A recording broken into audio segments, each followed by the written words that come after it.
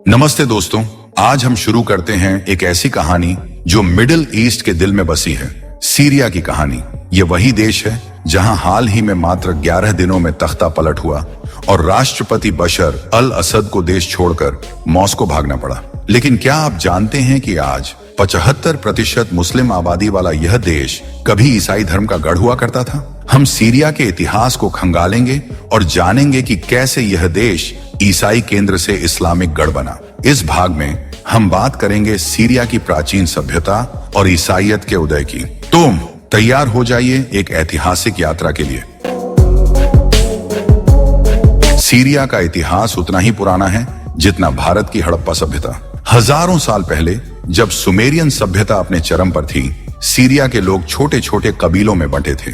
Sumerian अभिलेखों में इन्हें एमोराइट कहा गया, जिन्हें पहाड़ों का गंवार माना जाता था। कहा जाता था कि ये लोग अनाज नहीं उगाते, कच्चा मांस खाते और मरने पर उनके शवों को खुले में छोड़ दिया जाता था। लेकिन यह धारणा 1968 में टूट गई जब तेल मर्दीख में एक ऐतिहासिक खोज हुई। इटली के पुरातत्वविद पाओलो मथियाई ने यहाँ खुदाई के दौरान एक प्राचीन शहर एबला के अवशेष खोजे।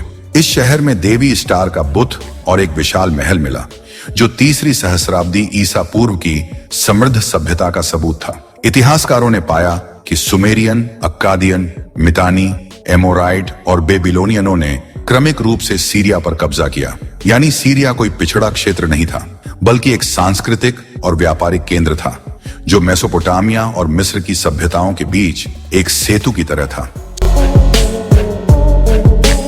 साल 64 ईसा पूर्व में रोमन जनरल पॉम्पी ने सीरिया पर कब्जा कर लिया। इस कब्जे ने सीरिया को एक नए युग में प्रवेश कराया। रोमन शासन के तहत सीरिया में आर्थिक और सांस्कृतिक तरक्की हुई। बड़े बड़े शहर बने, जिनमें एंटीओक सबसे प्रमुख था। पॉम्पी ने इसे अपनी राजधानी बनाया और रोम और अलेक्जेंड्रिया के बाद यह रोमन साम्राज्य का 3रा सबसे बड़ा शहर बन गया। 2री और 3री शताब्दी में सीरिया रोमन साम्राज्य का एक महत्वपूर्ण हिस्सा था, जहां व्यापार, कला और संस्कृति फली फूली। सीरिया के रईस रोमन प्रशासन में उच्च पदों पर थे। यहाँ तक कि रोमन सम्राट फिलिप द अरब, जो 244 से 249 ईस्वी तक शासक रहे, का जन्म भी सीरिया में हुआ था। रोमन शासन ने न केवल सीरिया को समृद्ध किया, बल्कि इसे एक नए धर्म की ओर भी ले गया, ईसाईयत। 2री शताब्दी तक सीरिया में ईसाई धर्म ने अपनी जड़ें जमा ली थीं। एंटीओक शहर ईसाई धर्म का एक प्रमुख केंद्र बन गया, जहां प्रारंभिक ईसाई समुदाय फले फूले। 4ठी शताब्दी में जब रोमन साम्राज्य 2 हिस्सों, पश्चिमी और पूर्वी बाइजेंटाइन में बंटा, सीरिया बाइजेंटाइन साम्राज्य का हिस्सा बना। इसकी रणनीतिक स्थिति के कारण यह साम्राज्य का एक महत्वपूर्ण क्षेत्र था।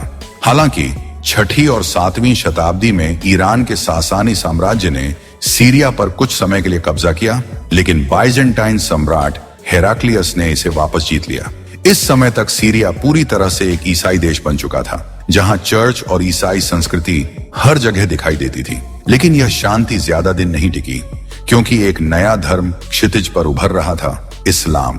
तो दोस्तों, यह थी सीरिया की कहानी का पहला भाग, प्राचीन सभ्यता से लेकर ईसाई धर्म के गढ़ बनने तक। अगले भाग में हम जानेंगे कि कैसे इस्लाम के उदय ने सीरिया का भाग्य बदल दिया। आपको यह कहानी कैसी लगी?